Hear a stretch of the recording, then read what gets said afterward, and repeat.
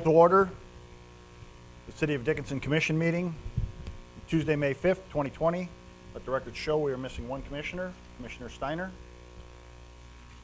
Move on to the order of business. Mr. Gah, are there any changes to the order of business? Thank you, President Decker. There are two additions to the agenda this evening. Under number 3, administration, we will add a item D for city administrator resignation. And then also under engineering, we will slide reports down to C and in there add an item for B for discussion of the 2020 mill and overlay special assessments. And then also as a reminder, both to the commission and the public, at 5 o'clock we will have a public hearing on urban forestry and then move right into public comments not on the agenda. So if you wish to call in for either one of those, that number is 456-7006. Thank you, Mr. Gah. Any questions for Mr. Gah on the amended order of business?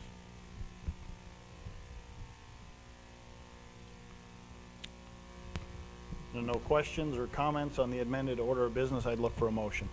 Motion to approve, Mr. President. We have a motion to approve the amended order of business Second. and a second. Any further discussion, questions? Hearing none, all in favor of the amended order of business as presented, state aye. Aye. Opposed, same sign. Motion carries. Commissioners, on the consent agenda, are there any items you wish to discuss?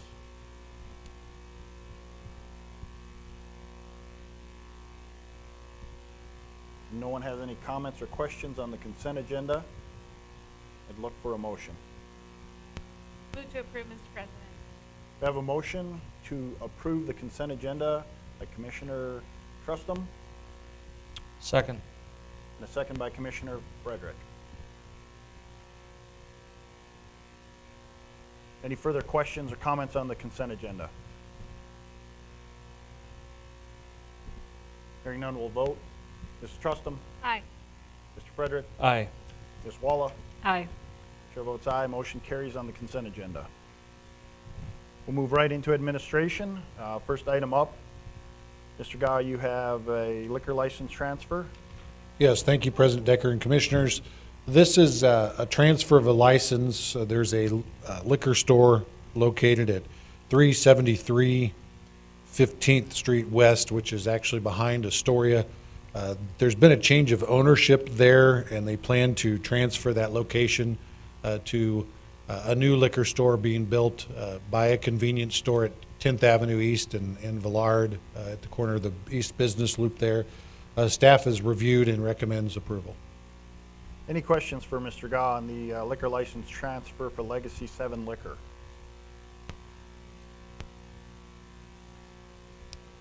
Not, I'd look for a motion. Mr. President, I move to approve the liquor license transfer. We have a motion to approve liquor license transfer by Commissioner Frederick Second. and a second by Commissioner Walla. Any further discussion or questions on this liquor license transfer?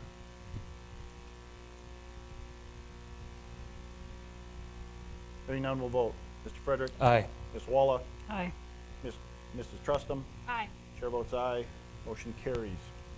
Mr. Gah, you have a liquor license amendment for Blue 42. Yes, thank you, President Decker and Commissioners. This is, most of you are probably familiar with Blue 42. This is really just a service area update. Their liquor license area that's been approved is the first level. There is a finished out area on the second level they've never utilized. They'd like to start utilizing it for special events or perhaps overflow service. Will not be a bar up there. The bar will stay downstairs. This will just simply be a service order. The alcohol will be taken up there. Has been reviewed by staff and recommended for approval. Okay, thank you, Mr. Gah. Any questions for Mr. Gah on this application by Blue 42?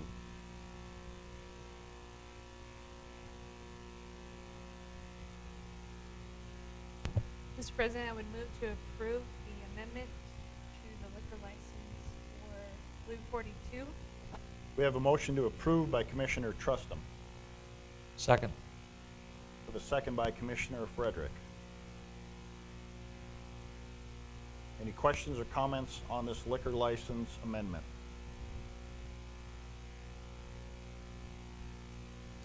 Hearing none, we'll go ahead and vote. Mrs. Trustum? Aye. Mr. Frederick? Aye. Ms. Walla? Aye. Chair votes aye, motion carries. Mr. Gah? The next item is to discuss setting the next Board of Equalization date. As you recall, the initial meeting was set and opened up, and at that point in time, as a commission, you approved to maintain values at 2019. So adjustments were made, notifications were sent out, and property owners were given the opportunity, mainly those that their values had increased for some reason or another, new construction or some renovations. And those folks were given the opportunity to appeal. That deadline was April 29th, so those are in. I don't have an exact number, but the list is much shorter than what you saw at the first meeting. Staff will review those next week, see if there's some changes. Of course, what usually happens is there's some sort of negotiation. Maybe there was something that was missed. Staff can come up with and the citizens can come up with a medium that they agree on.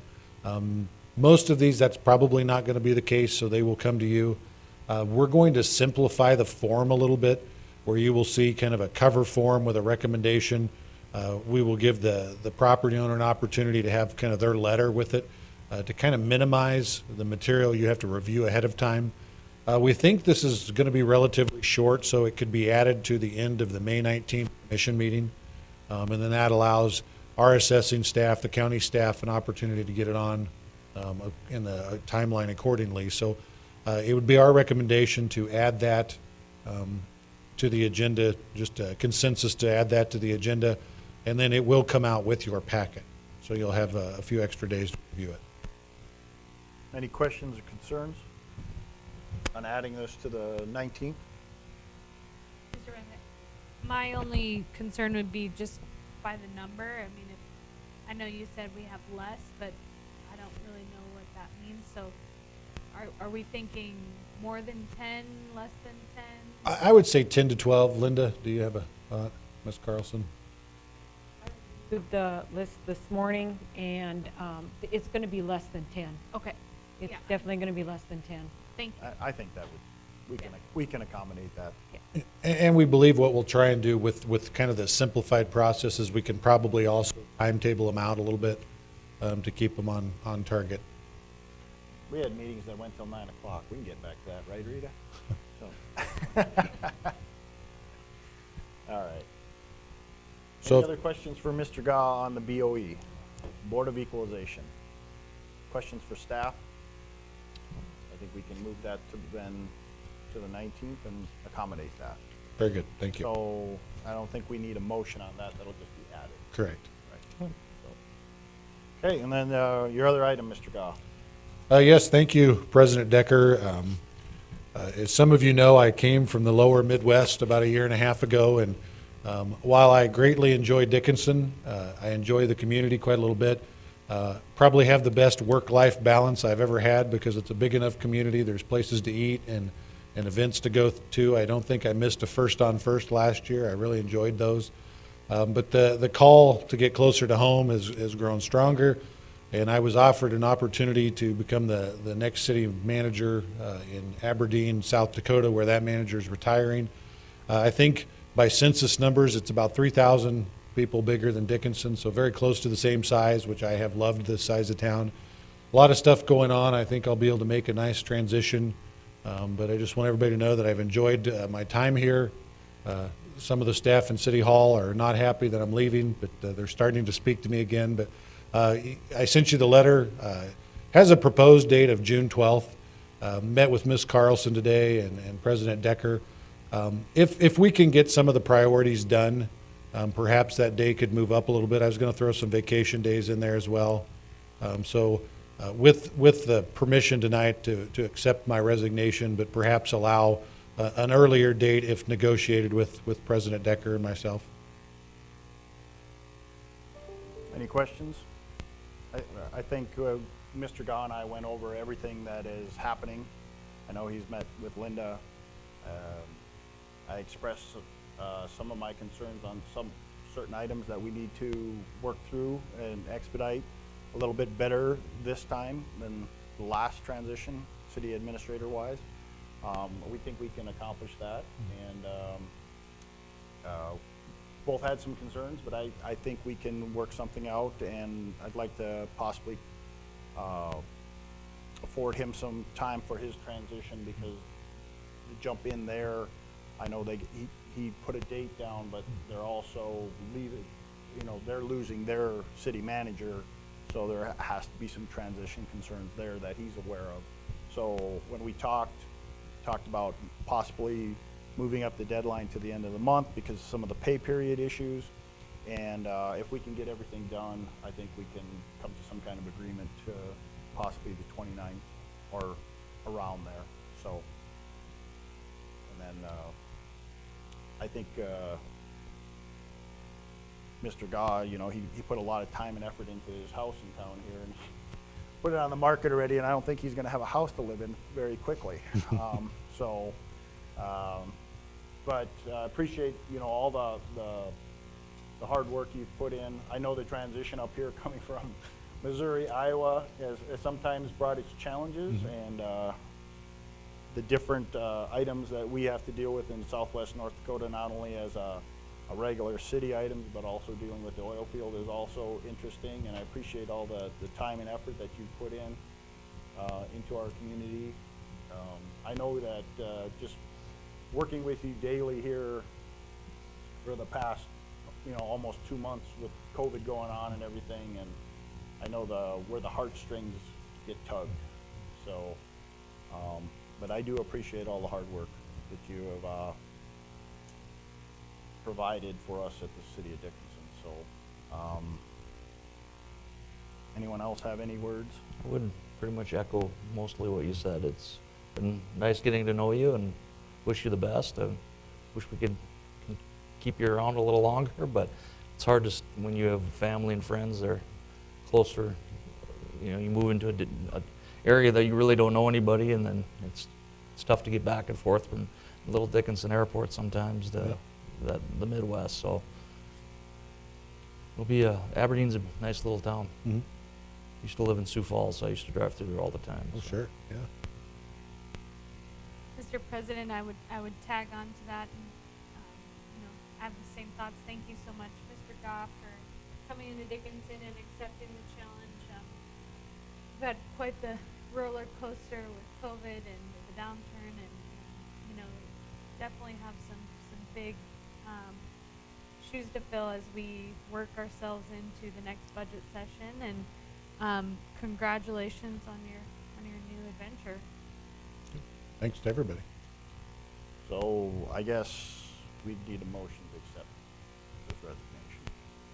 I would move to approve the resignation from Mr. Goff. So we have a motion to approve the resignation letter with negotiations. It possibly Correct. may end earlier if we can work everything out, get through some of these projects. So You guys can work out the details. I think Yep. that's fine. So I'd second that motion then.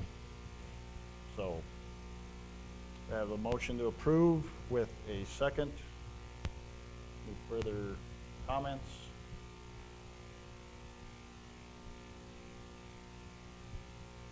Okay. All in favor of approving the motion to accept Mr. Gah's resignation, state aye. Aye. Opposed, same sign. Motion carries. Mr. President, can I ask a question? Sure, go ahead. In terms of our next steps forward, are we going to be having a special meeting to talk about interim city administrator roles, or what our next steps are? I think we'll sit down, Joe and Linda and myself, and we'll talk a little bit more this week. I anticipate probably a special meeting to how we're gonna move forward. Are you going to have another commissioner in that meeting? We can. I think 2 would be good. I can have the vice president there because we know he's going to be here for sure after the election. So I think that's a good idea. that way we can transition into June and keep going. So we'll set something up. Thank you. Okay. That is it for administration. We'll move into engineering. And Mr. Kubis, you have KLJ standard agreement. President Decker, I do. Can I ask, is the audio good on your end? It's good. Yes, it is. Okay. So on item A with KLJ, I have to apologize, there should have been a different attachment in there. What's in front of you in your packet was approved recently, so again, I apologize, there really is no action that needs to be taken on that contract. We've awarded that to Northern Improvement Company. KLJ was the consultant working on the project, so really no action needed on item A tonight. Okay. Are there any questions for Mr. Kubis on this item A, the KLJ standard agreement?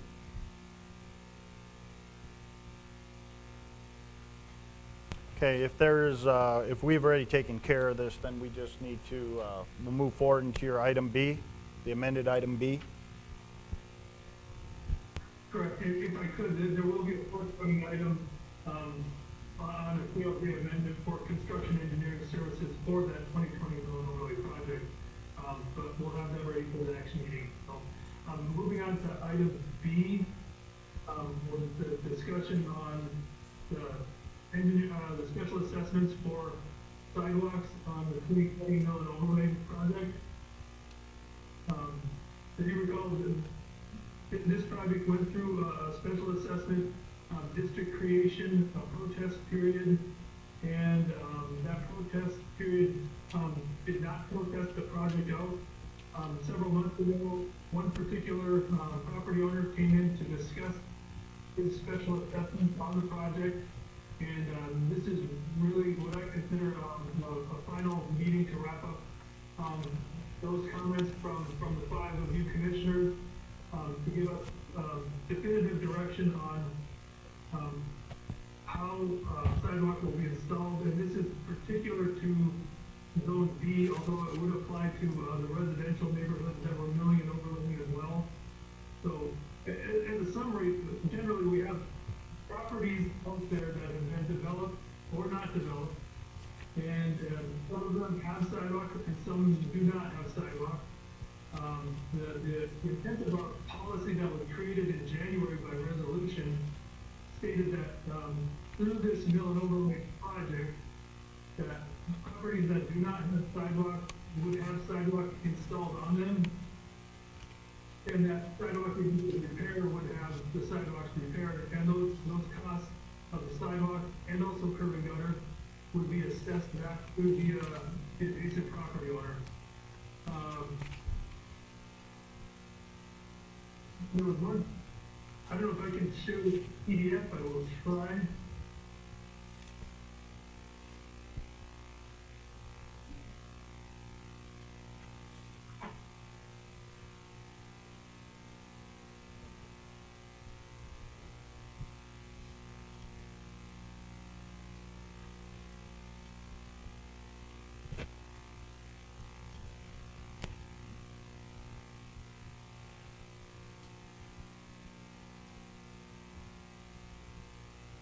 While you're working on that, Mr. Kubis, when did, to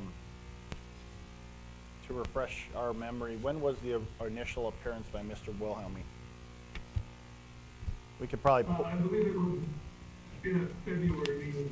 And I might add that I believe Mr. Wilhelm is watching the meeting live and would probably like to comment during the public comment time, but obviously that will be a little bit after this discussion. So the drawing I'm pulling up here is generally the neighborhood that the property in question is located in.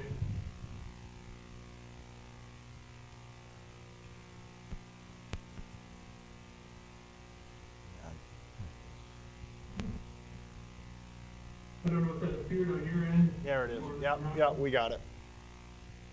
So the property in question involves I think 7 or 8 buildings with white roofs on them.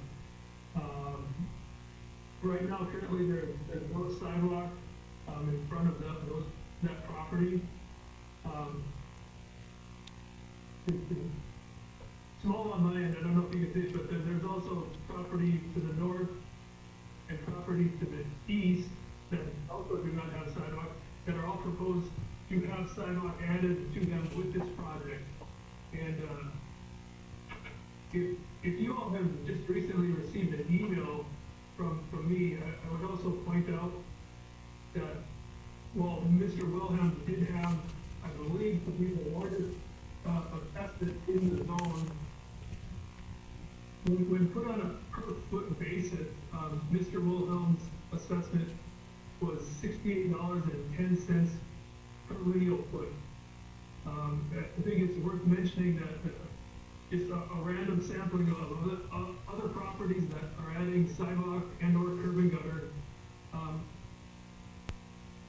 they come out to be $74 per lineal foot, $71 per lineal foot, $62 per lineal foot, and $51 per lineal foot. So, while the sheer dollar amount is large for Mr. Wilhelm, it's certainly not by any means the highest assessment per foot in that neighborhood.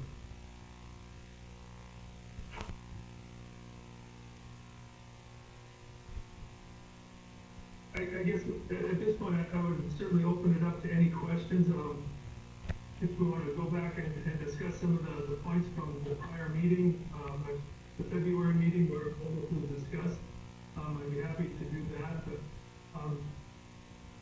I do believe that this project is a good way to, I would say, take care of some of the inconsistencies of the past, where moving forward after this project, if it's built as designed, all the properties in this neighborhood will have sidewalk in front of their businesses or in front of their lots.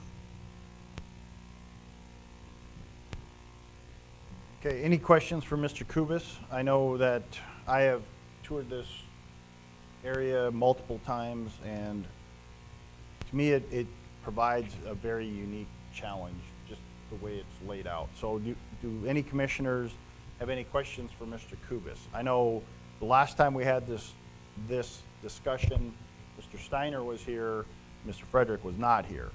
Do you have any questions for him, Mr. Frederick? No, and I've toured prior to even adopting the special assessment policy, I went with Craig and Loretta up to the area and we looked at all the stuff up there.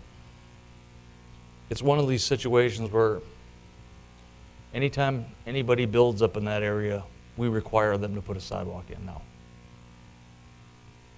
So the properties that don't have sidewalk, if we miss this opportunity now, when do we ever get a chance to do it again? 10, 15 years down the road again? I understand the cost is high, but they've also, it's high for all the other businesses to require. I think it's in our city ordinance that the sidewalk's required in this zoning. So at what point do we say you have to put it in, or do we just let it slide forever?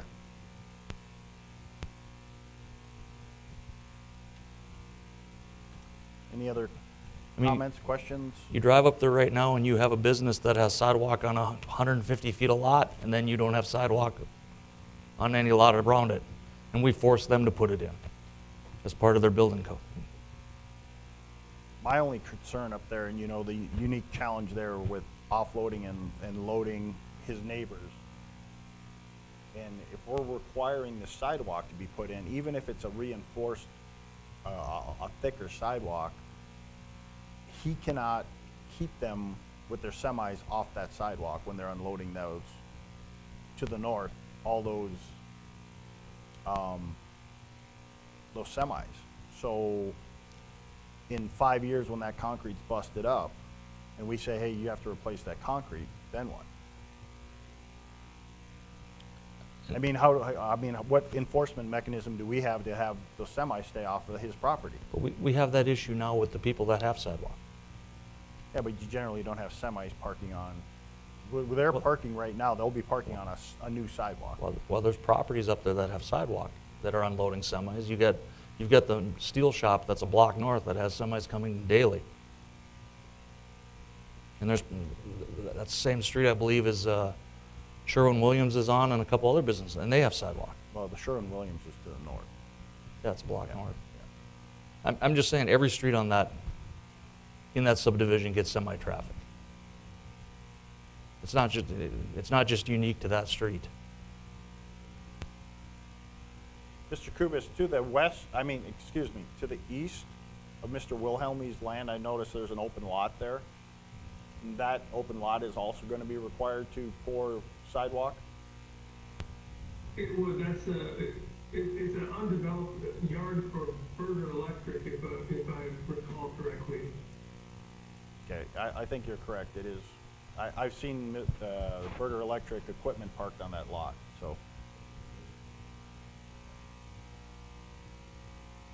I would add, well, not by ordinance, but by our city construction standards, a neighborhood like this would certainly,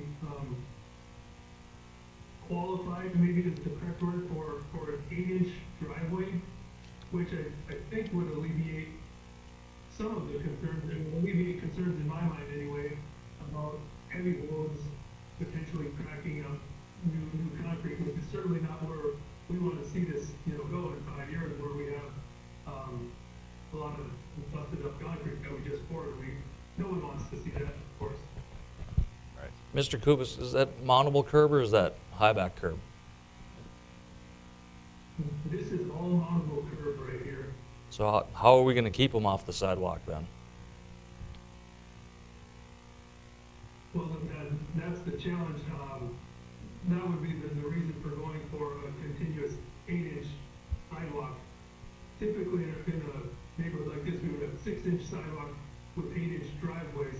But by the nature of the layout of the buildings, it really doesn't lend itself to a singular controlled access point, because there's overhead doors that are facing 22nd Street. So understandably that those vehicles, whether they're semis or pickups or whatnot, they kind of leave and enter the street wherever it's convenient.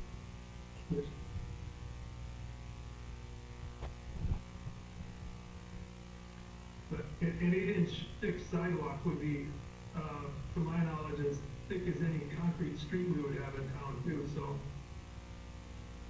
Is that how our thickest streets are, 8-inch? Mr. President, Mrs. Trustin? thanks, Commissioner Frederick. I think that is valuable information to provide that we didn't have at that last meeting. Especially since that is a current requirement under city ordinance. Mr. Kubis, located to the east of this property down 22nd Street East, is that consolidated? Do they have a property, backside of a property that faces 22nd and a garage with a loading area? Sorry to. I believe we do on the far east end of 22nd, I believe is a consolidated building, yes. I just pulled it up on Google to view the area again. I didn't drive that far down, but I see that they have sidewalk and then the paved driveway. It looks like a continuous driveway, but that does have sidewalk included, correct? Yeah, it would be built into it. Yeah. Built in. I'm sorry, I'm not as rehearsed in sidewalks, but this is probably similar to what the storage business would have to install. Is that correct?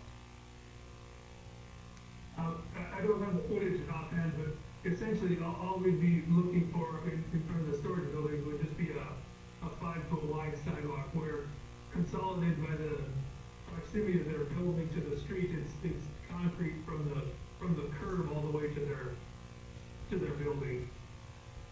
So it serves as a sidewalk and partially as their driveway to their building. Right, and I think that was the concern that was brought forth by Mr. Wilhelm, was that there wasn't necessarily one access point to his facilities. People used multiple points, with it not being paved, kind of that they needed that capability to be flexible when moving, large trucks or vehicles through his area. Is that correct?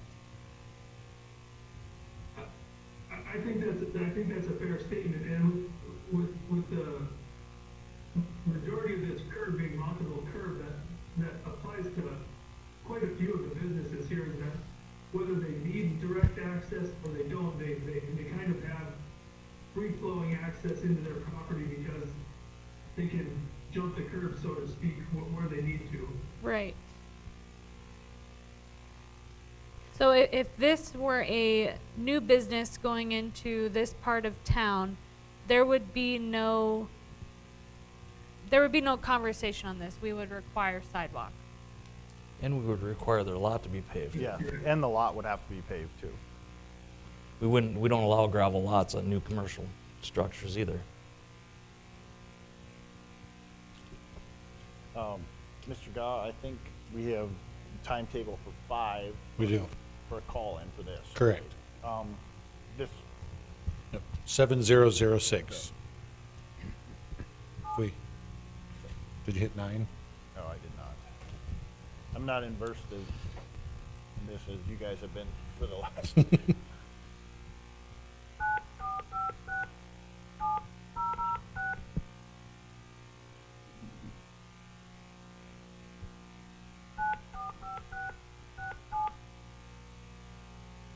here.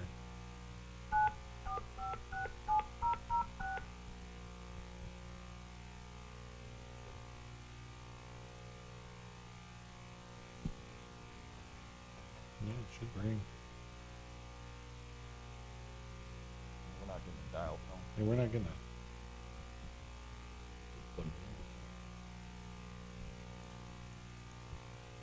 Because we.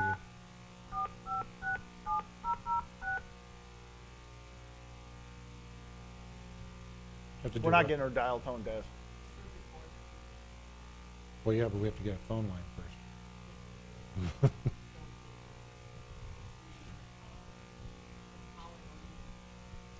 Oh, so, But we have to call and connect to it.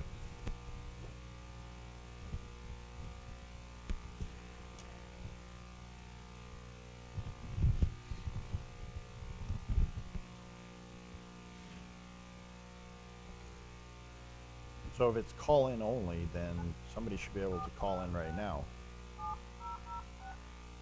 But, yeah, there's somebody's in there. But you're not even getting a dial tone when you.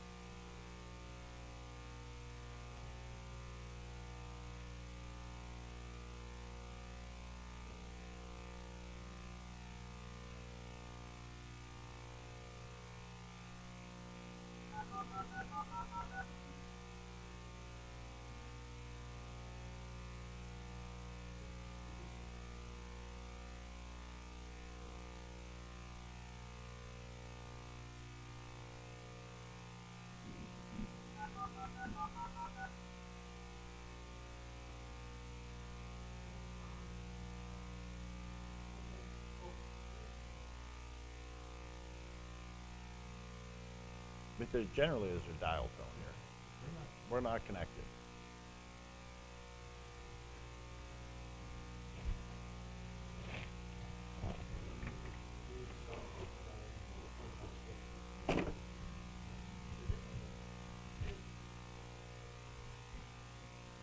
Is that connected to anything?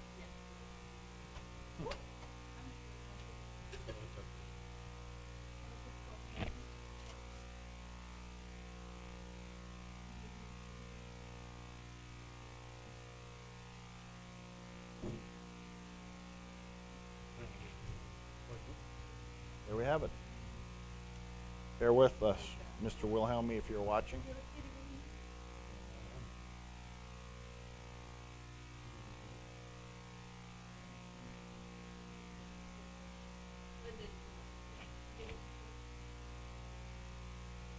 Is that the only plug-in? You can't run one back into there? Yeah,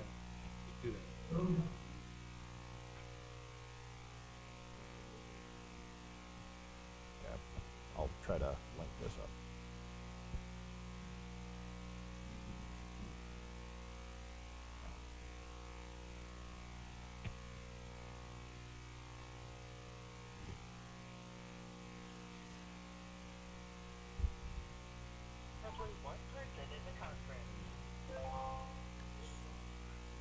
Mr. Wilhelm, are you online?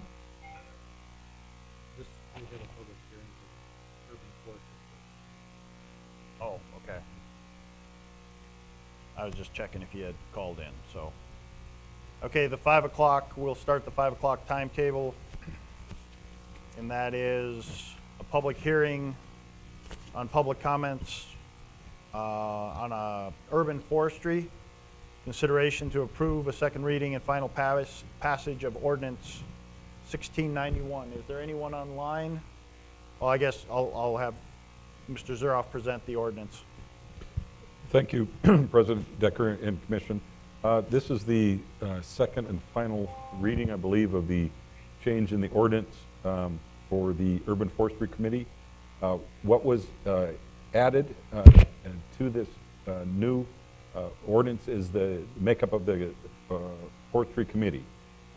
It says the committee shall consist of the following composition: one member who is employed by the North Dakota State University system, one member of the Park District, 4 members at large representing natural resources, utilities, educational, and general public, and 1 member of the City Commission as liaison. And then it says, upon initial appointment, 2 members shall be appointed for a term of 1 year, 2 members shall be appointed for a term of 2 years, and 2 members shall be appointed for a term of 3 years. Thereafter, all terms shall be for a period of 3 years. This just adds a consistent makeup of the committee that the forester is working on, and they do have a strong committee, and I think it will be good moving forward. Any questions for Mr. Zuroff on this ordinance? If one member, we switch our committee assignments every 2 years. Right. Where it says here, all terms will, after that period, will be 3 years. Does that include the? I think for the commission, generally they're appointed from within the assignments after the election. So I'm just questioning that verbiage because we change our appointments every 2 years. Commissioner Frederick, it certainly can be modified or updated depending on. I mean, it doesn't have to be if everybody thinks it's fine. I'm just saying it doesn't coincide with how we assign our committee assignments. So We should change it whatever works best. I think that should be amended just for the commissioner. So yeah, I just to match whoever that Right. is, because that does change every and 2 years. it can change every 2 years. So Other than that, I'm going to attempt to call in now and see if there's any other questions for Mr. Zuroff on the ordinance before I open up the public hearing. nope, no questions. No questions. Okay. 7006. There is currently 1 person in the conference. Okay, currently we're opening the public hearing for the City of Dickinson Urban Forestry Committee. Is there anyone online that has any comments about the ordinance 1691 and the appointment of members to the Urban Forestry, is it a committee or commission? Committee. Committee. Any comments from the public on this ordinance?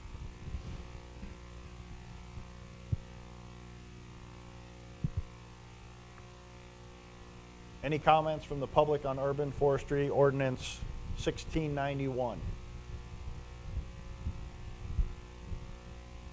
Anyone from the public? Okay, we'll close the public hearing. On the urban forestry ordinance number 1691.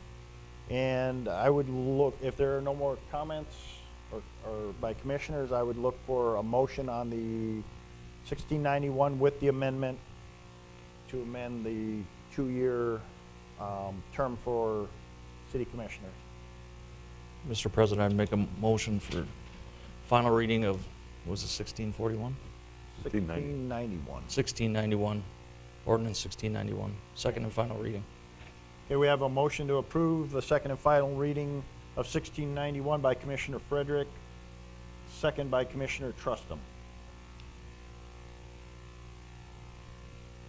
Any further comments or questions on 1691? Now, we'll go ahead and vote. Mr. Frederick? Aye. Mrs. Trustum? Aye. Ms. Walla? Aye.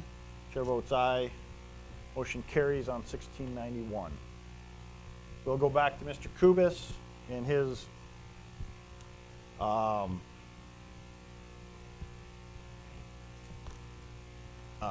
recommendations on our mill and overlay and the discussion. We're going to have open up, see if anybody's online to converse on the mill and overlay. Mr. Wilhelmy, are you online? I'm on the phone now, yes. Wilhelm. Wilhelm, Mr. Wilhelm. Yeah, Mr. Wilhelm. I'm going to turn on the mic, so. Go ahead. Do you have any comments, Mr. Wilhelm? Well, not none that I haven't previously made. I guess I just think having something for as long as that's been in place, we're not the first owner, but we're like the third owner. The two farthest buildings on the east side we built probably about 10 years ago, and we weren't required to do anything at that point in time. I just think it's a little late in the game to start throwing things out where all of a sudden we're required to do something that wasn't initially required when the property was built. Well, we are changing things, Mr. Wilhelm, across the city. There was a lot of empty lots sitting there. At that time, the sidewalks were not required residential lots, and we are requiring them now to build sidewalks for connectivity. Residential, I can well understand, but there's like I said, Sims Street, where you go from maybe Saks Motor up to Walmart, that I could understand. Along 22nd Street, with the amount of commercial traffic, and it's not only the semis that are unloading, it's the weight of the forklift that they used to unload the semis with.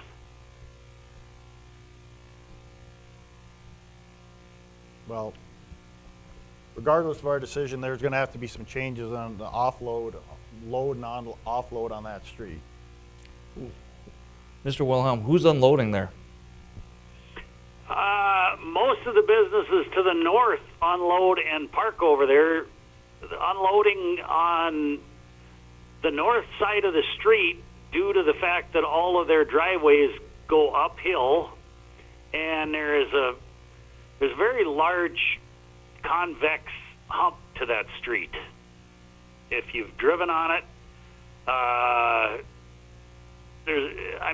the street has got a very large hump in the middle of it. It's not a flat street like downtown or like Highway 22 or some of the other streets.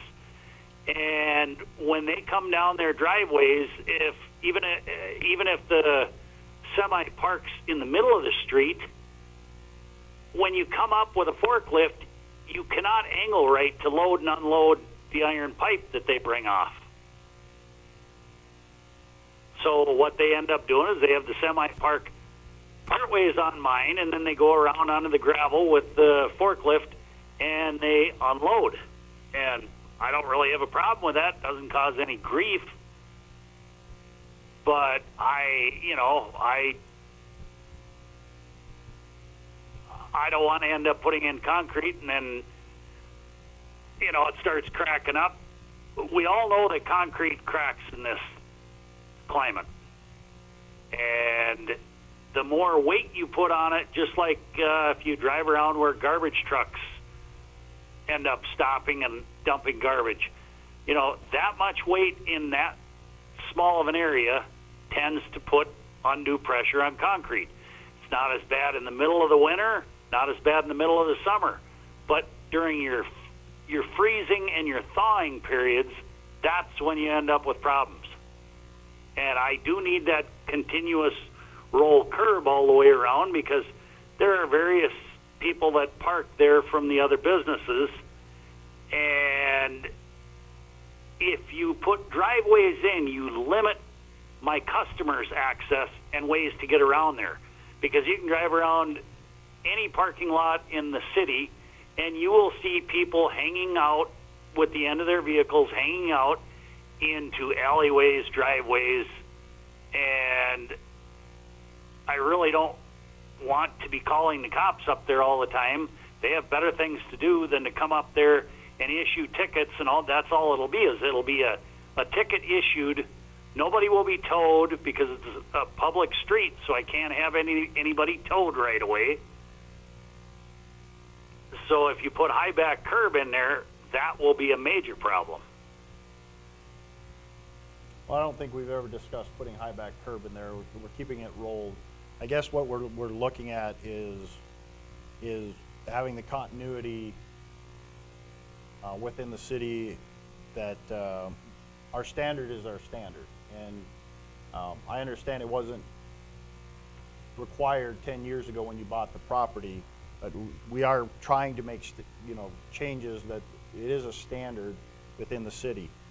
My question for Mrs. Carlson on these special assessments, on a large project, say like Mr. Wilhelm's, that is a lot of money, do we have the ability as a commission to possibly, because most of this special assessment is going to be for a 10-year period, am I correct? Correct, that's what Engineer Kubis has set it up for, is Okay, about 10 years. On these large projects where people are like $30,000 and $40,000 and $50,000, can we as a commission authorize a longer amount of payment? I'd have to go to Christina or either that to the codes and look. For those large projects like that? Because I think we have a few in this. Mr. Kubis, am I correct? That are over 30,000? At the list I'm looking at, yeah, there's at least two, probably more. I don't have them all at my disposal right now, but there's certainly two over $30,000. President Decker, I might just chime in here. We are, this is public comments not on the agenda, and we're starting to talk about an item that's on an agenda. So perhaps finish up the public comments and then return back to that. That's where you left off. Okay, Mr. Wilhelm, do you have any other comments before? Not for now, no. Okay. We'll end the public comments at this point. Thank you. You might want to check and see if anybody else is on, just for sure. Is anyone else on? I didn't hear anyone else. But just Anyone else on that has any public comments? Close public comments.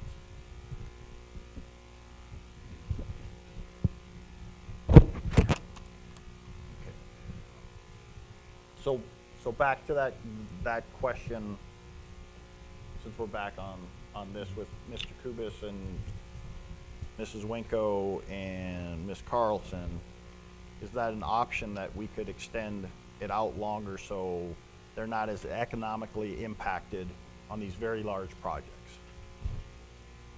President Decker, Commissioners, I'm not aware of anything in statute and Century Code that would prohibit that as an option.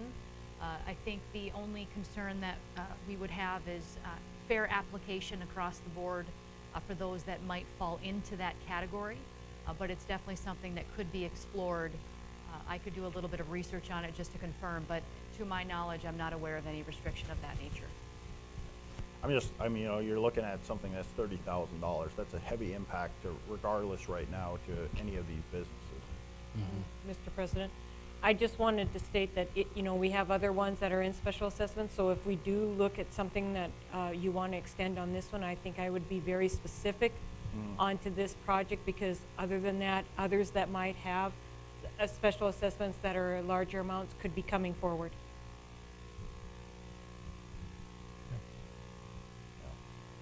Well, I guess we'd need that information before we move on that. But I think But we could- Mr. Kubis is looking for direction to proceed this evening. With this one. Yes. Mr. President, I appreciate Mr. Wilhelm's comments this evening. I know that this is certainly not the best situation for him and his business. I also think Mr. Kubis does a good job when he references that, there is a formal protest period per North Dakota Century Code where 50% of property owners need to protest out the project, and which will in turn stall the project from that area. And he does reference in his email that only less than 10% of property owners in that area submitted protest.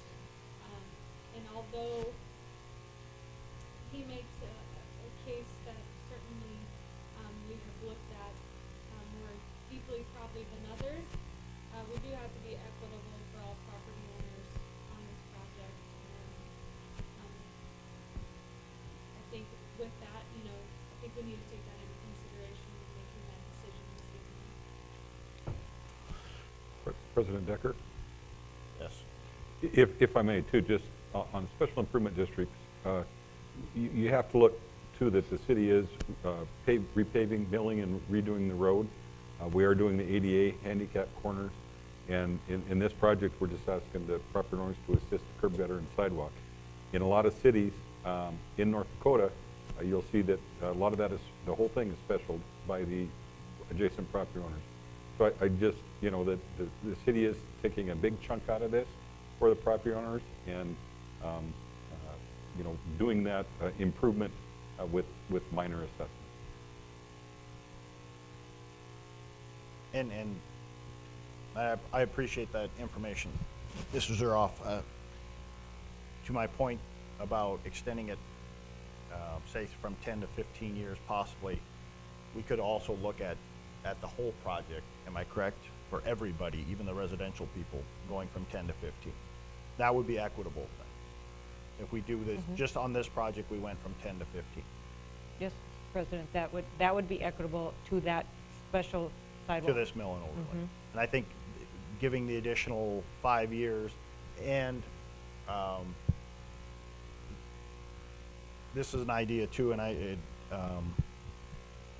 of maybe this, having the first year, delaying the first year payment and starting it in 2022 instead of 2021. Is that something, commissioners, you would entertain?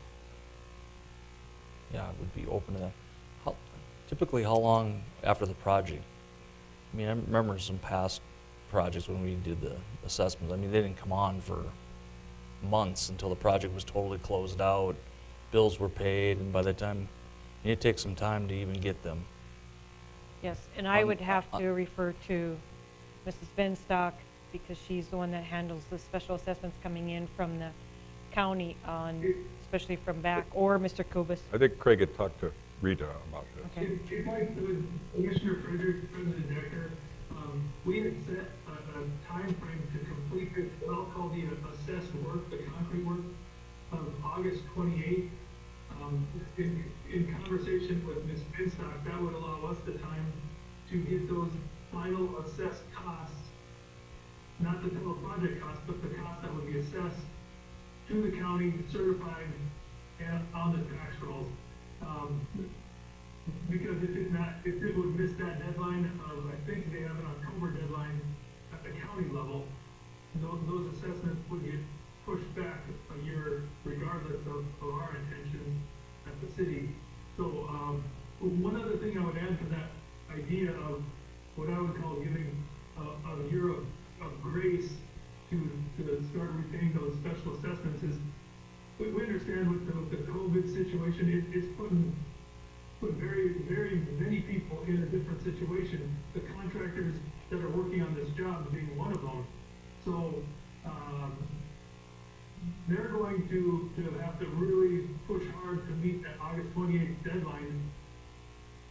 I guess all that being said, if that was an idea that was palatable to the commission to push off the assessments for a year, it might really help out the project itself being completed on time, because when this was bid, obviously everyone expected to have, you know, their workforce in its entirety on the job, and that's not the case today. We hope that improves as the summer goes along, but there might be some added benefit, not only to the property owners, but to the contractors doing the work as well.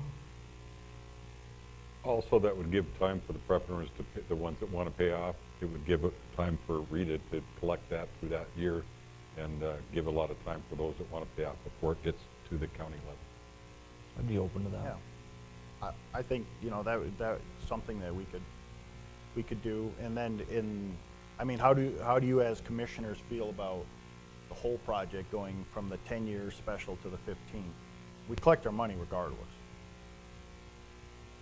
And that would alleviate some of the impact too, even in year, you know, year number 1, which will be 2021.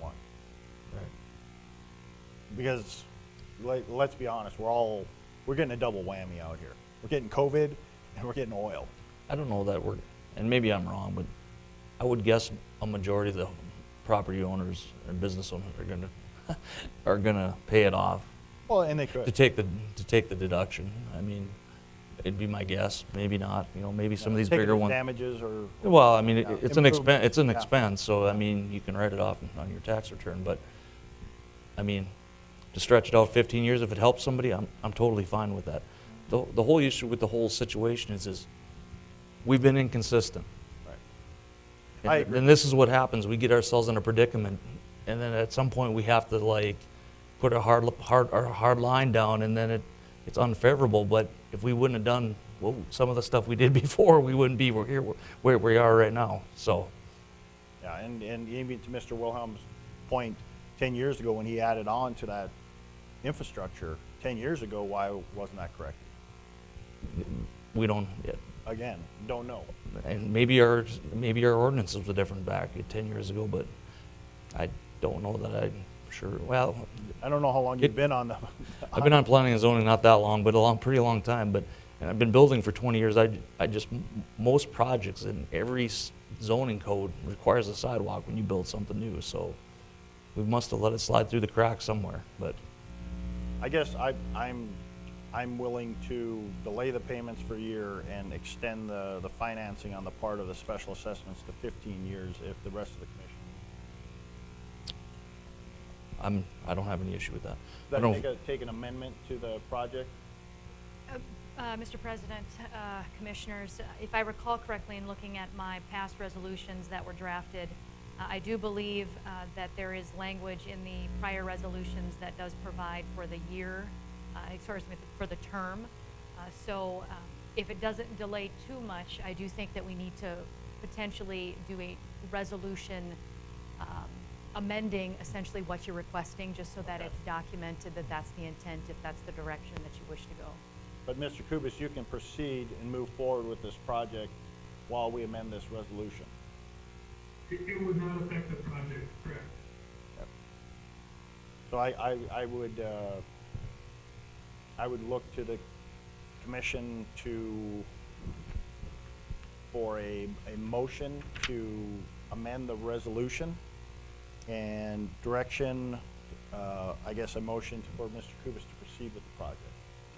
do we need the actual resolution first? Probably. Correct. Procedurally, I think if you're in agreement with that, Okay. that's the direction, then I would bring back a resolution Okay. at the next meeting with the correct term and Okay. whatnot in that. We'll particular proceed that way, and then I guess we've already passed the resolution to proceed with the project, so I don't think we need to do anything else, but I guess you have clear direction now, Mr. Kubis. I do. Thank you, President Decker and Commissioners.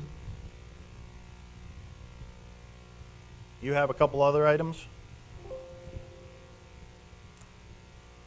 I think so. Can't remember. One more item was in our report we talked about, and then they brought it back at this meeting, and it was for an RFP for various projects around the city. And again, I will try and bring up a PDF. Sorry, this takes me a little while on my end. Unless you have it up there already, I'm not sure. Well, we have a printout, Mr. Kubis. So I don't know if you need to necessarily pull it up other than to project it for the, for those on the viewing audience, so.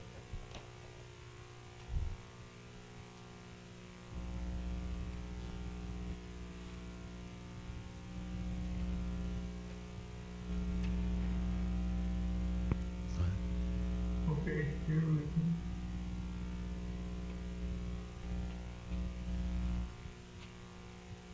So here are a series of maps of projects that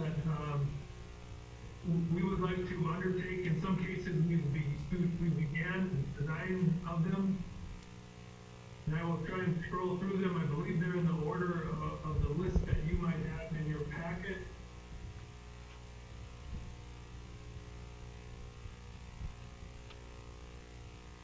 So the first project on the list is 4th Avenue East, and it's really in the same neighborhood we've just been talking about. The difference is this project is on our federal aid system in Dickinson, so we can essentially be reimbursed by the federal aid we get for 80% of the cost of 4th Avenue East. And Mr. Zerop can attest, this road has given us quite the fits over the last, especially couple of years. So we would like to put that project out to an RFP to have a consultant start working on that. And it would be a DOT project that involves federal aid. Any questions for Mr. Kubis on the 4th Avenue East project? That runs right by Rough Rider Electric, is that where we're at? Or is that, Yeah, that's what it is. yeah, okay. Yep. Yeah. If you want me to just keep going, stop me at any time. Okay, yes, proceed. The next project is State Avenue Street Improvement. And this is a project that would run from the large street by Frankie's all the way north of Interstate to 15th Street. We had recently reconstructed from that point north, but State Avenue is kind of getting in rough shape. It would require potentially some storm sewer improvements, as we've had some localized intersection flooding there. And my hope would be is that on a street like this, we would install our new standard black streetlights along this type of a corridor as well. Again, this would be a federal aid assisted DOT project at that same 80-20 match, where the city would have a 20% cost share in a project like this. Any questions on this project for Mr. Kubis? You can proceed, Mr. Kubis. The next project is Sim Street, again from the Large to Museum Drive. I think everyone saw the shape of the road surfacing on Sim Street this spring was really difficult on Sim Street. But again, there are underground issues on Sim Street, not necessarily the entire length of this project, but there's some, again, storm sewer deficiencies, sanitary sewer deficiencies that we would like to be able to combine into one project. The busy street, we hate to tear up a street like this multiple years where we can get in and do construction. It'd be a big project, but within one construction season, so that would be generally the scope of the Sim Street construction. And this is not open to any federal aid? The street itself could be, it complicates the matters a bit because if we add in water and sewer improvements, those costs are not federally accepted, or the Fed won't participate in those costs, but it can be done where one project would include utilities and streets, but the 80-20 match would only be on the street portion of it. Okay. And Mr. Kubis, we do have the sanitary and storm in our capital projected projects, I believe. That's correct. And then that street probably would take some major engineering, because just the size anymore, how the width and the boulevards probably would all have to be looked at on that. So, but any, That's correct, President Decker. A lot of these projects, the ultimate work that needs to be done on them is somewhat undefined at this point. And that's why, we want to get consultants out there looking at it and making sure that we're not missing something when it comes to an improvement. Like I said, the last thing we want to do is tear open any street, but especially a busy street like Sims for 2 years when we really only needed to be in there one time. any other questions on Sims for Mr. Kubis?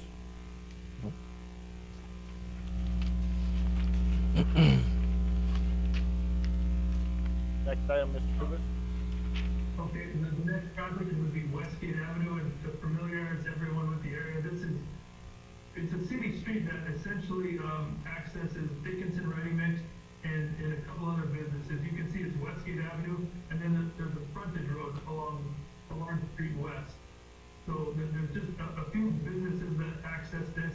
It was a project that was programmed and planned, and I guess during the last downturn, in 2015, it fell off the radar, but still a fairly straightforward project that would essentially just contain street improvements on this project.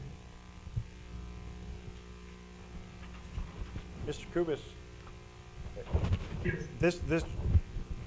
The primary user of this is just one business. Am I wrong in that? For Westgate Avenue, as it extends past that frontage road, that would be a safe assumption. There might be multiple entities back there, but the business that everyone would recognize is Dickinson Ready Mix using that facility. I guess my question is, why do we own this, and why isn't this not just a private drive if one entity is the only one accessing it? I guess my answer, President Decker, would be that part was platted back in, I want to say it was the late 70s or early 80s. So there might be some options to do something different with the public right of way, but as it's platted today, it is a public street. Mr. Kubis, is there sewer and water in that Westgate Avenue then, or? There is water. I'm not positive on the sewer improvements that was in there. I mean, I could see we need to complete the intersection, or the approach probably in that frontage road, but I think I'm with President Decker on, if Dickinson Ready Mix is the only one that's going to use that, maybe we just see if they want to take it. We just abandon it. I mean, that gets us out of the maintenance of it in the future too, because it's a street to nowhere, basically. It accesses. It was dead end at the railroad tracks. That's the furthest, and it doesn't go that far right now. Right. Well, and it's never going to cross the railroad tracks. So, Just a, They don't. yeah. so. Okay. I think that's what we need to take a look at on that one is why we even own that, and have a discussion. I'm with Commissioner Frederick on maybe the approach there and that frontage road connector, but the actual road in, there's only one entity using that on a daily basis.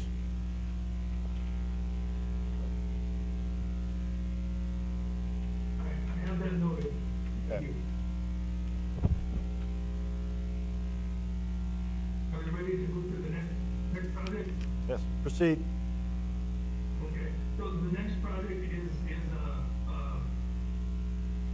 well, it could be water and sewer. We presented this to the State Water Commission as a water-only project, but currently up there is no sewer or water right now.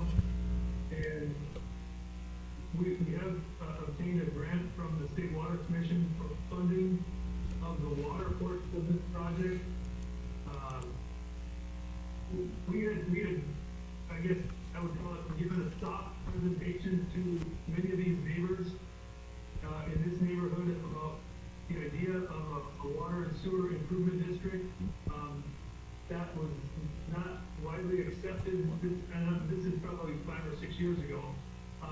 In the meantime, when Chief Seebach was still on staff with the city, there was quite an explosion in one of these buildings, which I think drew a little more attention to the need for having adequate city water in the area. So that's why we have it on the list here, to bring this up to closer to city standards as far as the water and sewer goes.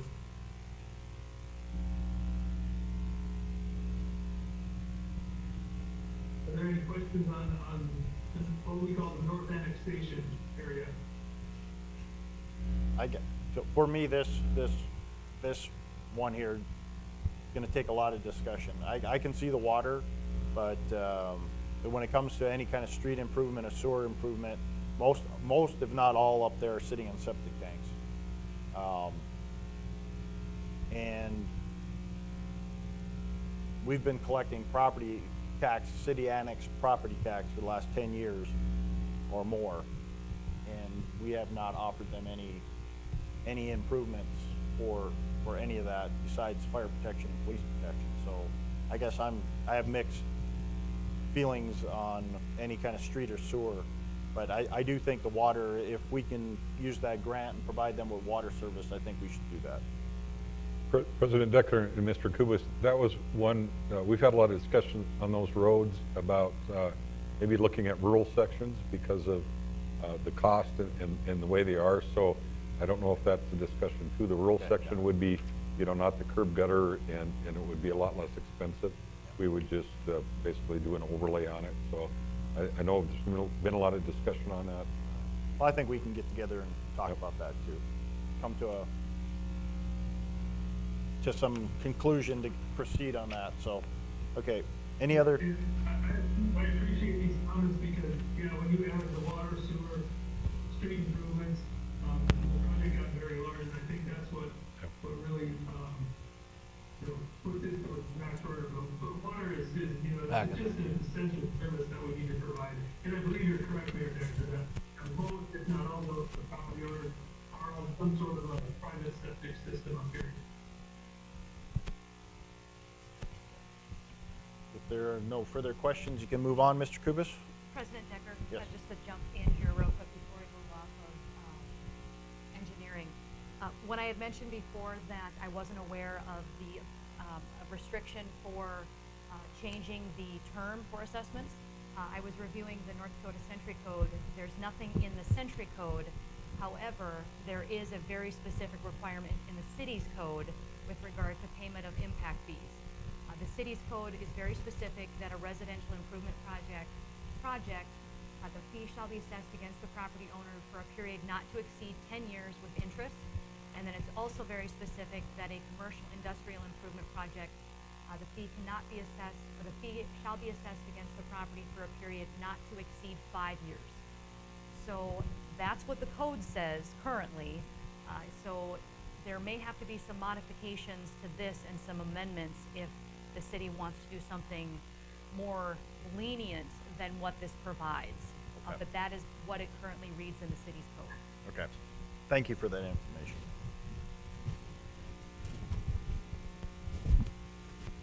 Okay, Mr. Kubas, you can proceed. So the next project on this list is a project on 5th Street, 26th Avenue East, and 4th Street. Not in the most prominent area of town, but what we have out there, we do have water and sewer, but an unpaved road, and some really uncontrolled drainage that runs through this area. Just to give people a point of reference, if you know where, I guess, gooseneck equipment is now, is just north on 25th Avenue East and the East Business Loop. So if you go south on 25th Avenue East from the East Business Loop, you get to this little U-shaped looped roadway that has obviously several businesses on it right now today, with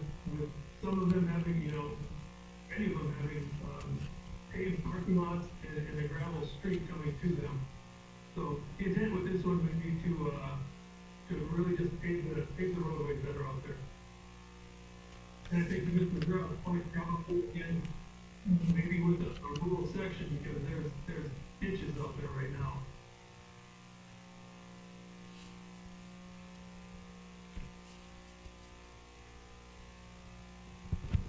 If anyone has any questions. Any questions for Mr. Kubis on this?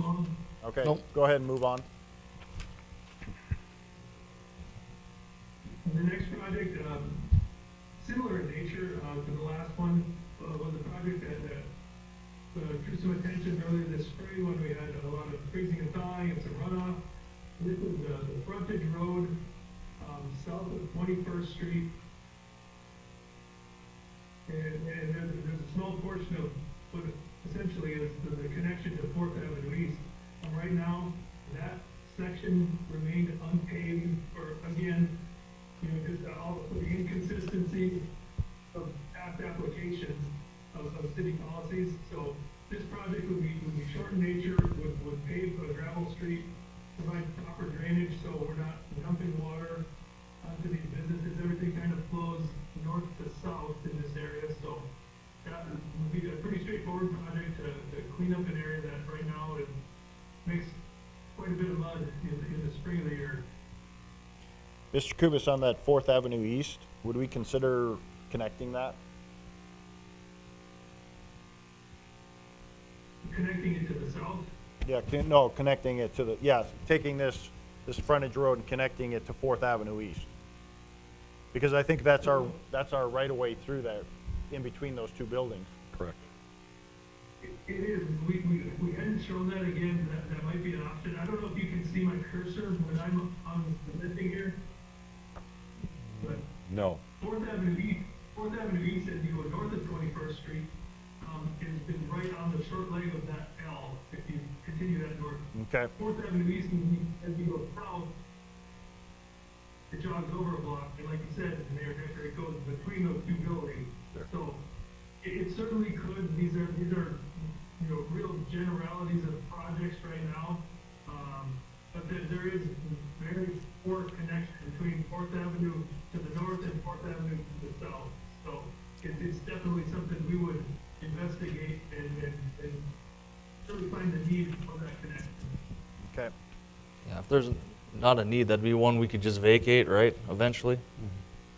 Get rid of it? Potentially a vacation could be a solution here.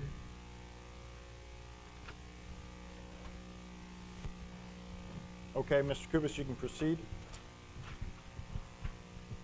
The next project we have is 21st Avenue East. Again, this is south of the East Business Loop. For a frame of reference to a business, Midwest Door is the business just to the west of the green line here. This street has no water, sewer, or any paved street. There's more or less a trail there. At a point in time, there was some interest by private developers who had put together a project that didn't come to fruition, but the project involved the water, sewer, and streets.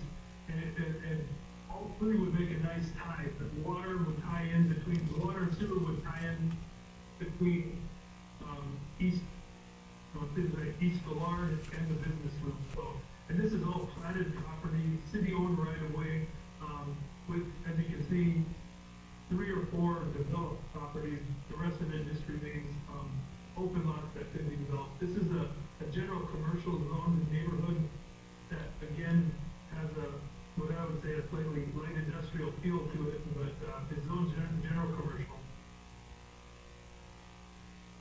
This one could be tricky, that's pretty wet there, right? Along the east business to the north end, it is pretty wet, yes. Yeah. It'd be like doing 40th Street, I think, when we were there. Yeah.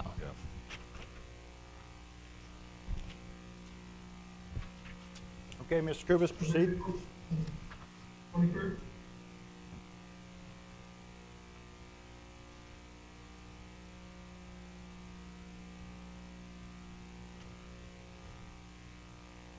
Oh, Shall I move on? Yep, go ahead.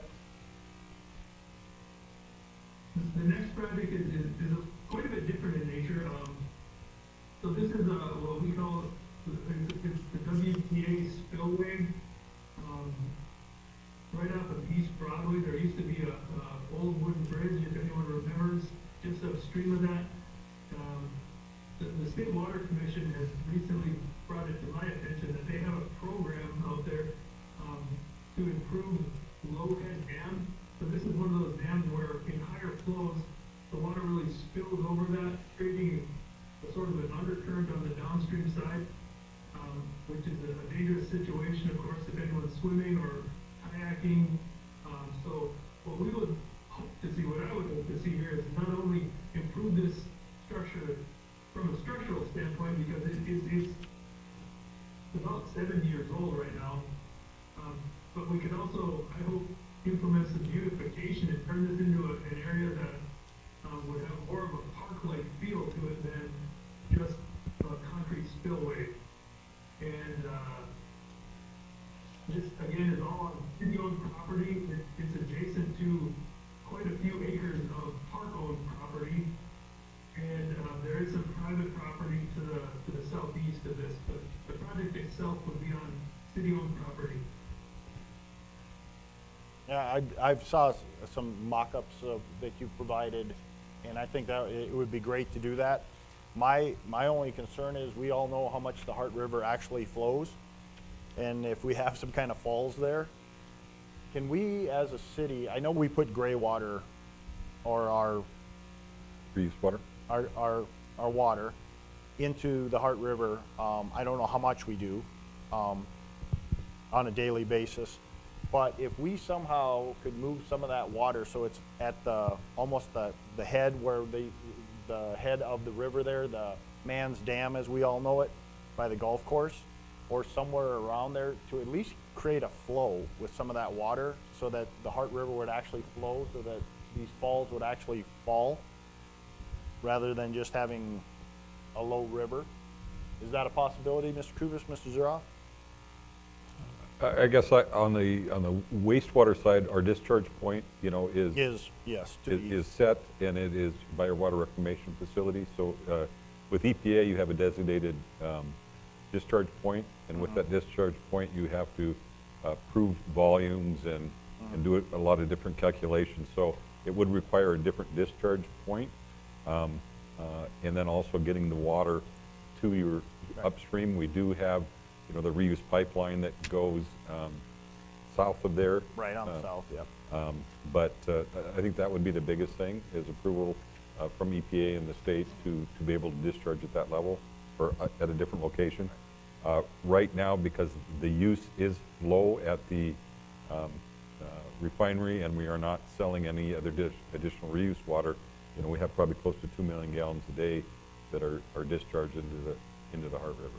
Seeing that right there, if you had that discharge point upriver, like I said, towards, further to the west, you would actually create a flow on that, and it would make a nice fall for kayakers or just people in general.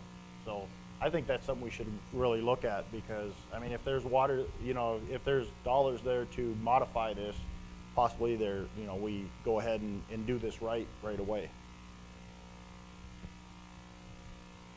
That's certainly something we'll look at, Mayor Decker. I think it's a worthy project. We've been put on notice that it is I believe they call it a moderate hazard dam. So some work will need to be taking place on it at some point in the future. And if we can make it something a little more attractive, I think that would be great. Well, I know one young man lost his life there in the spring one time, many years ago. And so it is known that things can happen there with the heavy runoff in the spring.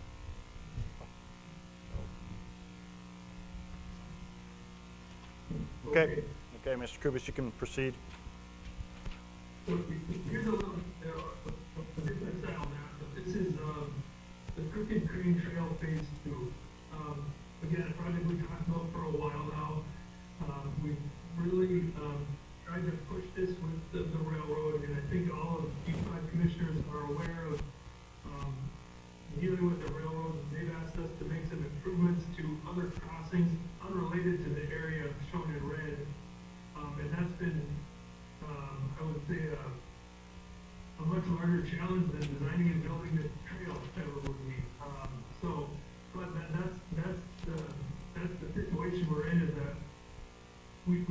we're forced to build this trail, if we want to build the trail, in BNSF right of way.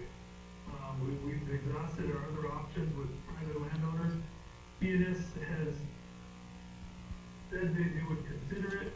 We're trying to really extract a hard price of what that will cost to occupy the right of way.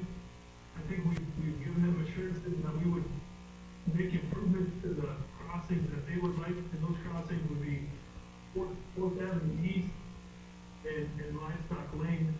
But right now, it feels like they're really asking for the city to put forth more effort than we've been willing to do to get this thing up a dead center. So I believe it'd be a good project to RFP, to get a consultant on board to really push those improvements and get the project up dead center. It's another project for the trail itself, so that we have a sizable grant, $1.2 million to build this connection. And when I spoke with the Outdoor Heritage Fund Committee, it's been quite a while ago, I really got the sense they believe that this would be the highest used project with Outdoor Heritage Fund money, because it's connecting a city the size of Dickinson to a water feature like Patterson Lake that really no other city can claim in North Dakota. So I think just a great project if we can work through the BNSF portion of it.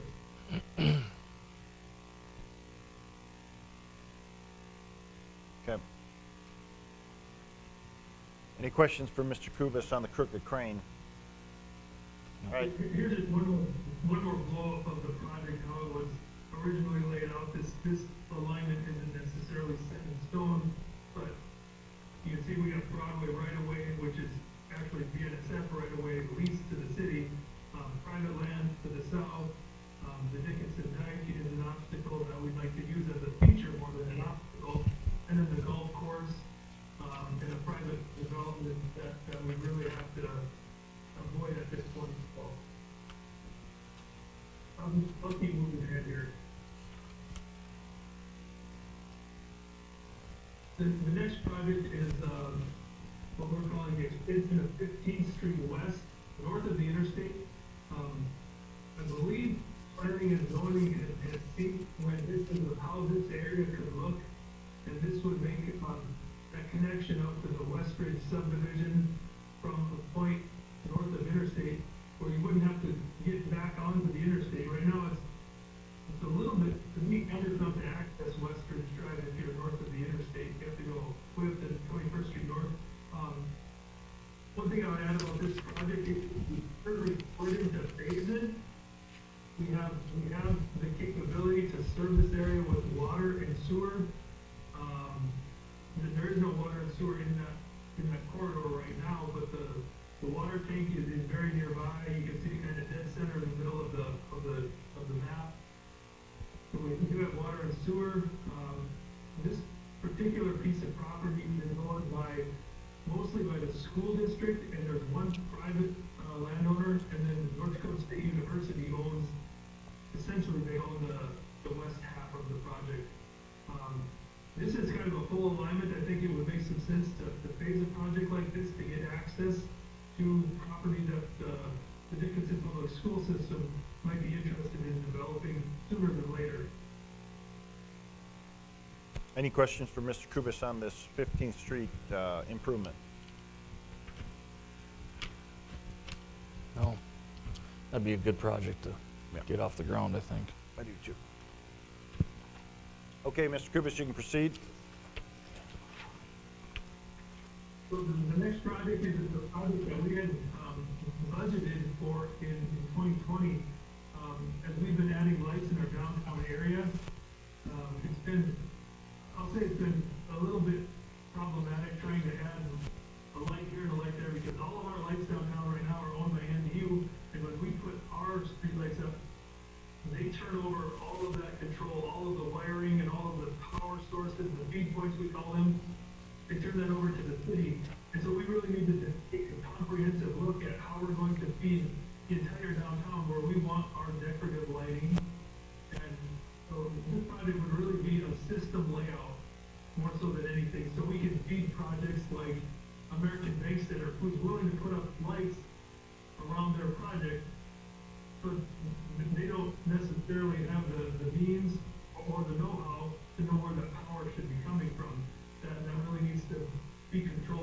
city.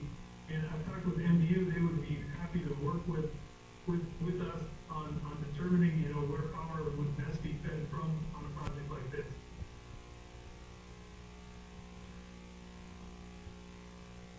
Okay, any Is there questions? any questions? Yeah, any questions for Mr. Kubis on this electrical system lighting layout?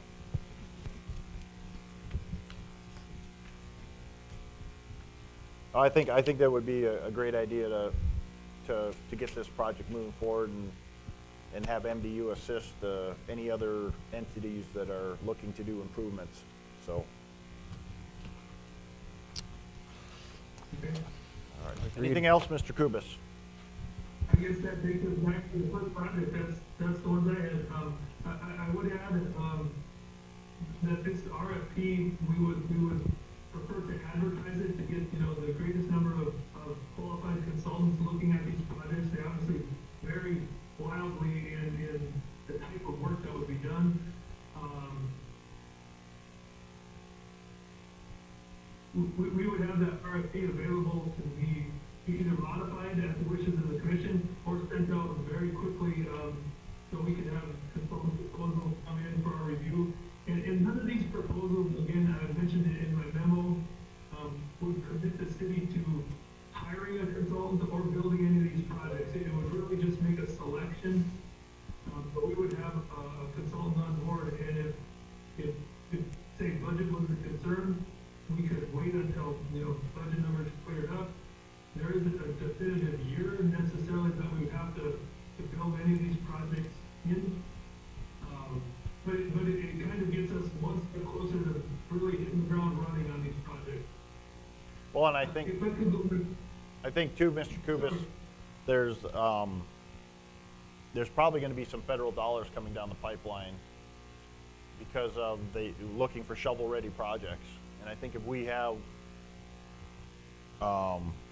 shovel-ready projects, we can step to the front of the line. So. Absolutely, that's, you know, we haven't heard anything definitive on that, but the DOT has been inquiring with all the cities about what kind of projects they could be going sooner than later. The other project, excuse me, Commissioner, the other project that I didn't have it listed on this map because there isn't a map for it yet, would be a project similar in nature to the one we discussed earlier, which is our annual mill and overlay project. We tentatively budgeted some money to the last budget session to put, again, roughly that $5 million towards our annual street mill and overlay project.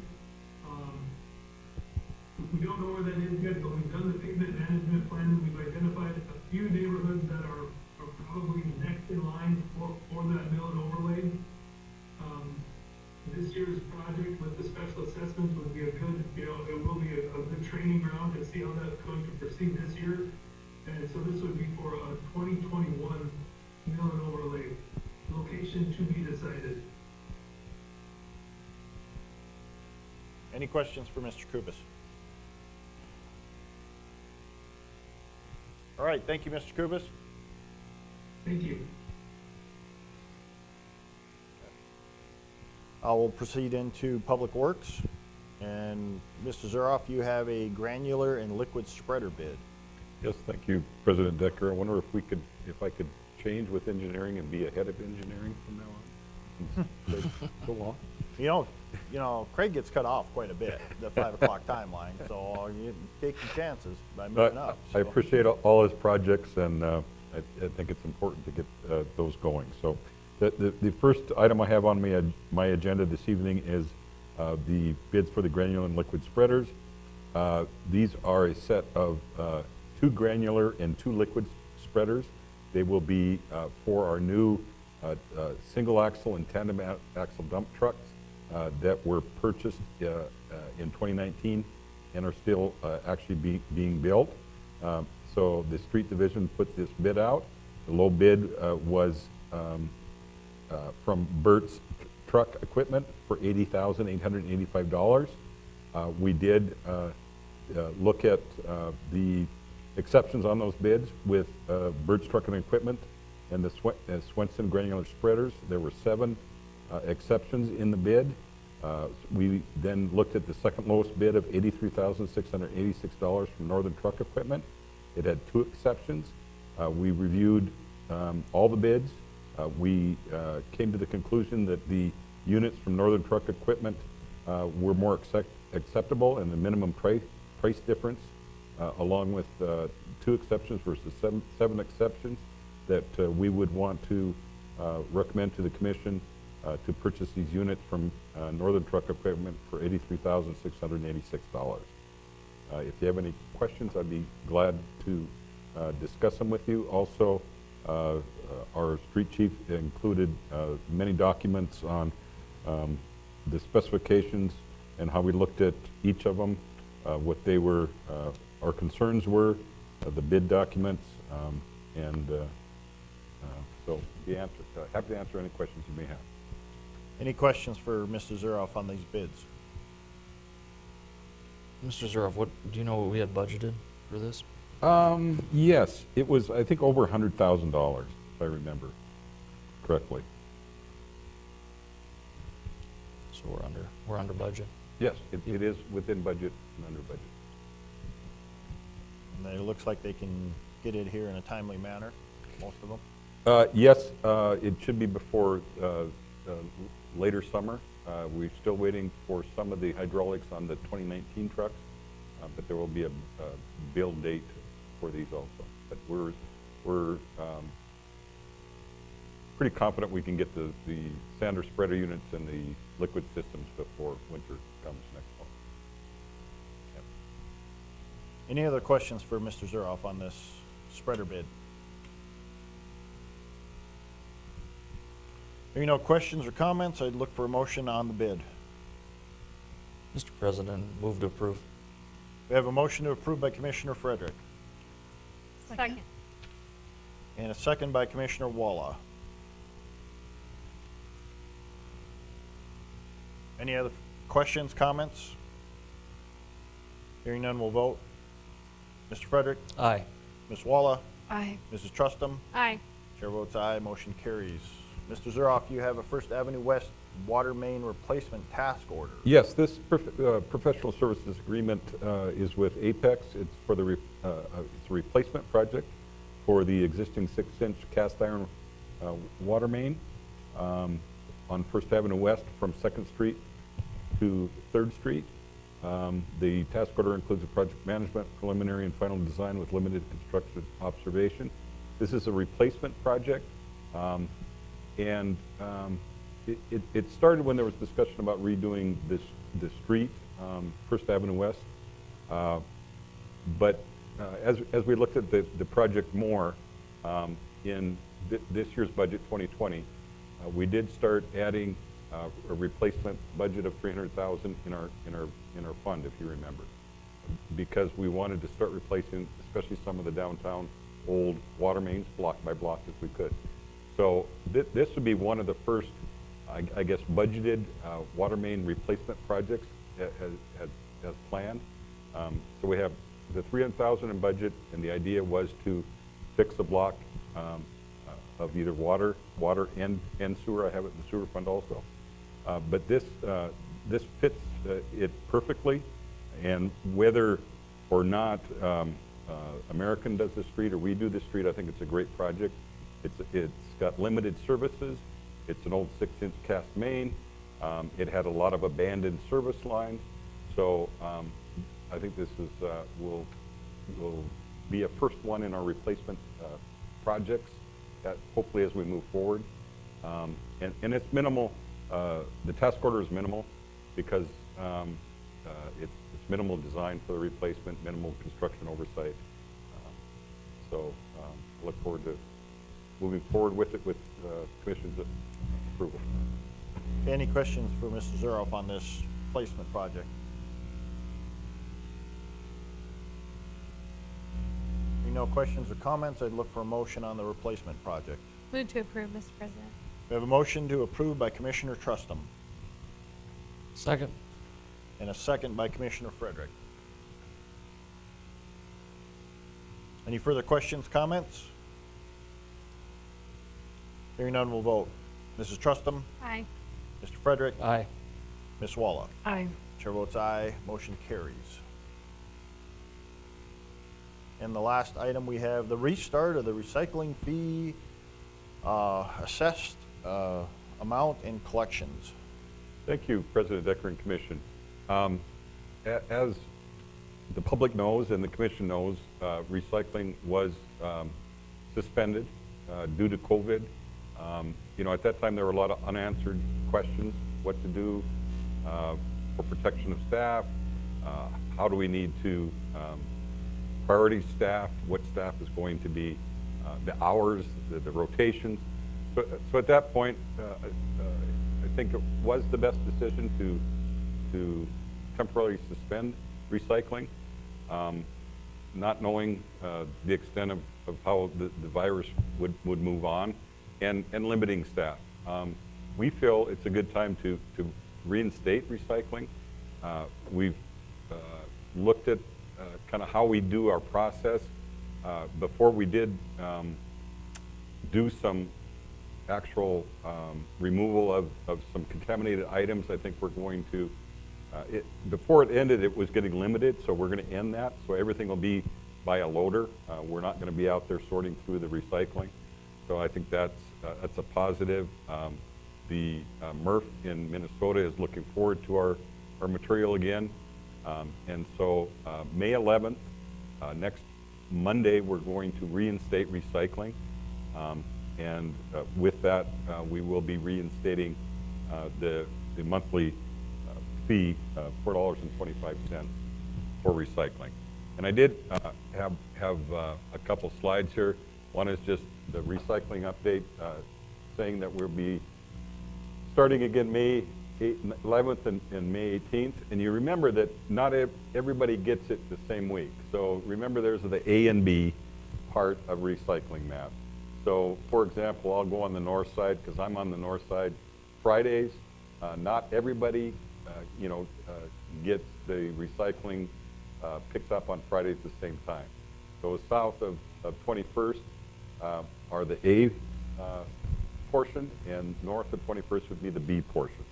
So the A portion starting May 11th. So if I was on the south side of 21st, I would be getting my recycling picked up that week. If you were on the north side, you would be getting your recycling picked up, on the week of the 18th. We're looking forward to getting it going again. We hope that the contamination is limited like it was before. It was we had great results of what was put in the recycling bins. It was been very clean, and we hope that continues. I did put a packet that we sent out when we started recycling with the commissioners. Also, if you have any questions, please don't hesitate to call the Baylor building.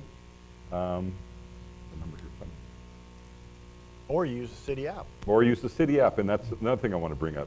Please call, and you can download the Dickinson Works app. And also, effective yesterday, we have summer hours at our Baylor. So we extended our summer hours, so Monday through Friday at 7 a.m. to 6 p.m., Saturday 8 a.m. to 4 p.m., and Sunday noon to 4. The lines have been long, and so we opened it all up, summer hours and recycling, and there is a newsletter, I think, being sent out, the May special edition, also that reminds people of that. So We'll get the word out. get the word out. So this is Resolution 23-2020. This would be reinstating the recycling program and the fee associated with it. Any questions for Mr. Zuroff?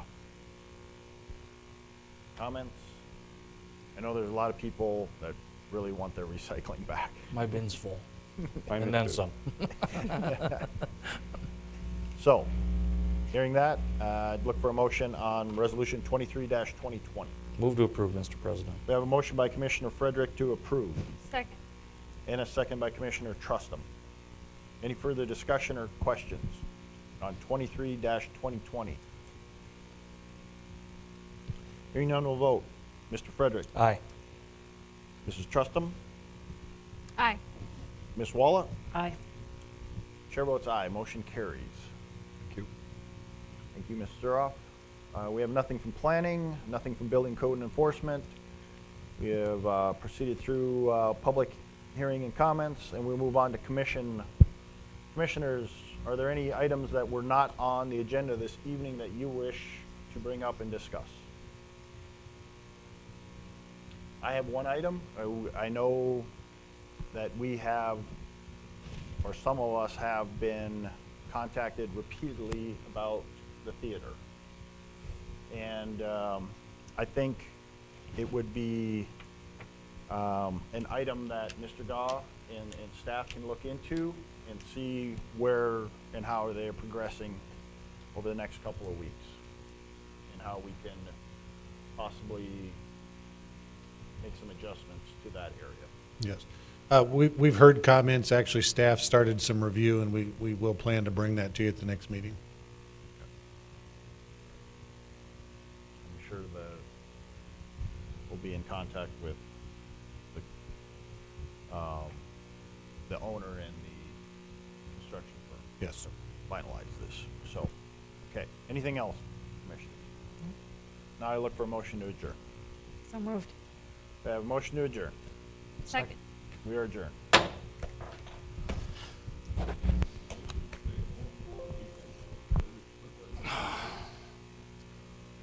Checkbook's a lot better, though. If you don't go anywhere, you don't spend a whole lot of money. Yeah. I haven't filled my truck in like 3 weeks. I don't.